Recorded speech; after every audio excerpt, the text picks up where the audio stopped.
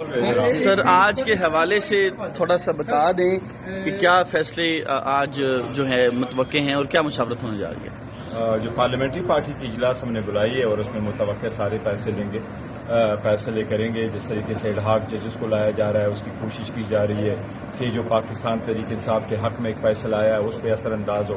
جس طریقے سے پاکستان تحریک انصاف کے بارے میں کہا جا رہا ہے کہ بین لگنے والا ہے اس کو بھی انشاءاللہ تعالی اس کا بھی جواب دیں گے پراپر. جس طریقے سے الحاق ججز کو لایا جا رہا ہے اس کا بھی ایک پراپر جواب دیں گے. جس طریقے سے ہمارا intra parties election on and of ہوتے ہیں اور پھر بھی اس پہ کوئی اعتراض آ جاتا ہے تو ساری باتیں آج ڈسکس کریں گے. آپ کو کیا لگ رہا ہے کہ سپریم کورٹ کے فیصلے پر امپلیمنٹ ہونے جا رہا ہے؟ سب سے بڑی بات یہ ہے کہ عوام کی طاقت کے سامنے کوئی چیز نہیں ٹھہر سکتی. 8 فروری کو سب کچھ چینج ہو چکا ہے, کچھ بھی نہیں بن سکتا. پاکستان تحریک انصاف ہوگی, ہر جگہ ہوگی, اس ایمان میں ہوگی انشاءاللہ. بہت شکریہ. یعنی عوام سے باہر نہیں جائیں گے؟